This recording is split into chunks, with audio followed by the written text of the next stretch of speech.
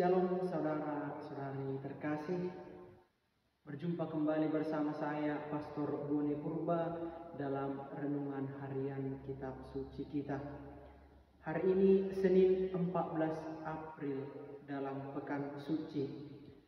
Bacaan yang kita renungkan dari Injil Yohanes bab 12 ayat 1 sampai 11. 6 hari sebelum Paskah, Yesus datang ke Betania, tempat tinggal Lazarus yang ia bangkitkan dari antara orang mati. Di situ diadakan perjamuan untuk dia. Marta melayani, dan salah seorang yang turut makan dengan Yesus adalah Lazarus. Maka Maria mengambil setengah kati minyak narwastu murni yang mahal harganya, lalu meminyaki kaki Yesus dan menyekanya dengan rambutnya, dan bau minyak itu semerbak memenuhi seluruh rumah. Tetapi Yudas Iskariot, seorang dari murid-murid Yesus yang akan segera menyerahkan dia, berkata, "Mengapa minyak narwastu itu tidak dijual 300 dinar dan uangnya diberikan kepada orang-orang miskin?" Hal itu dikatakannya bukan karena ia memperhatikan nasib orang-orang miskin, melainkan karena ia adalah seorang pencuri. Ia sering mengambil uang yang disimpan dalam kas yang dipegangnya. Maka kata Yesus, "Biarkanlah dia melakukan hal ini mengingat hari penguburanku.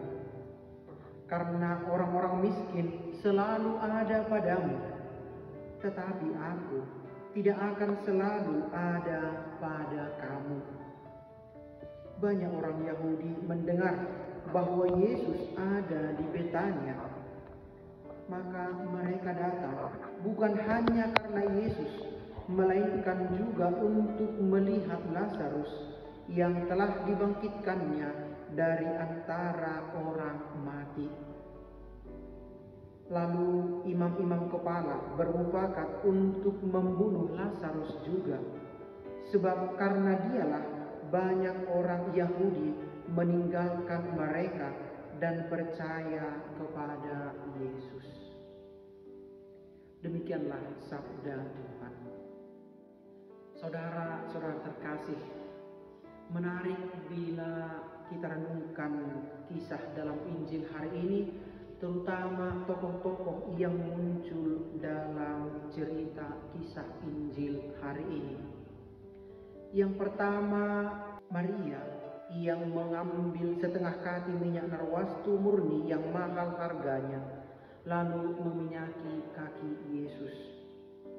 Yang kedua, Lazarus yang mengomentari perbuatan yang dilakukan oleh Maria.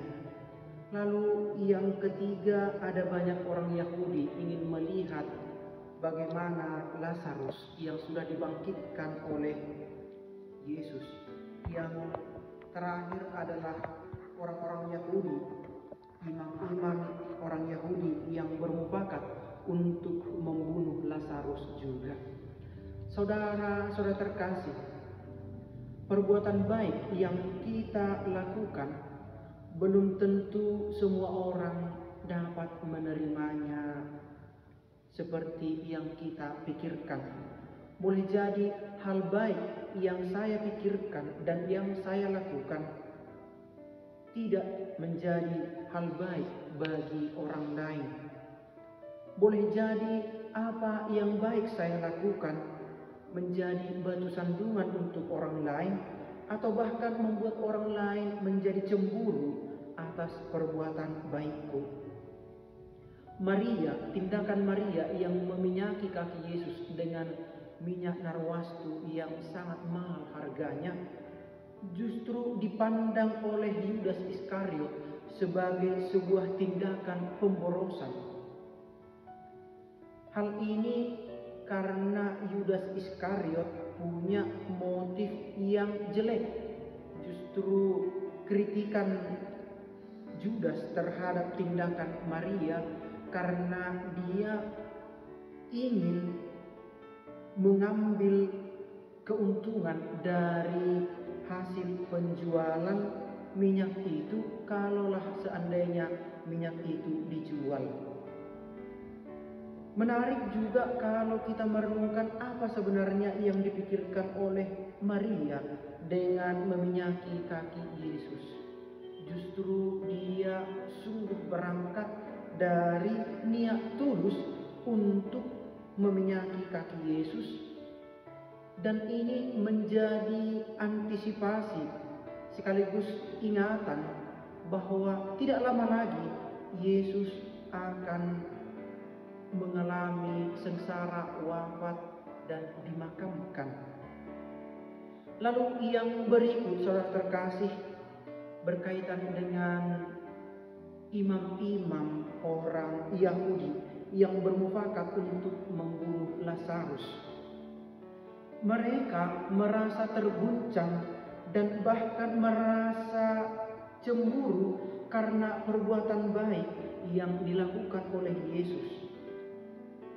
Tindakan Yesus membangkitkan Lazarus justru mengusik kenyamanan orang-orang Yahudi yang hadir lewat imam-imam, yang justru membuat mereka tidak nyaman karena banyak orang yang justru mengagung-agungkan Yesus. Saudara terkasih, dari kisah-kisah ini saya mau mengajak kita semua bahwa ternyata hal baik yang kita lakukan, jika motifnya benar, belum tentu juga diterima oleh orang lain. Apalagi kalau hal baik itu kita lakukan dengan motif tidak benar, pasti semakin banyak orang yang tidak menyukai perbuatan baik kita itu. Tetapi bukan juga berarti bahwa kita akan menyerah untuk berbuat baik. Justru lewat Injil hari ini saya mengajak kita semua untuk tidak lelah dan tidak ragu untuk tetap berbuat baik, walaupun orang lain mungkin tidak suka atau orang lain justru mengkritik hal-hal baik yang kita lakukan. Mari saudara terkasih, kita belajar dari Maria yang punya niat yang tulus dalam melayani Yesus. Mari kita juga belajar untuk tidak meniru Judas yang seolah-olah niatnya baik tetapi motifnya jelek. Mari juga kita belajar dari tindakan imam-imam yang cemburu dengan tindakan baik Yesus. Mereka cemburu karena Yesus membangkitkan Lazarus, karena mereka tidak bisa melakukan hal baik itu. Mari kita jauhkan sikap yang demikian, supaya kita pada akhirnya meneladani sikap Yesus sendiri yang memiliki motif yang baik dan niat yang baik dalam melakukan perbuatan baik. Semoga Tuhan meneguhkan kita supaya kita tetap berbuat baik dan tidak kenal lelah dalam berbuat baik.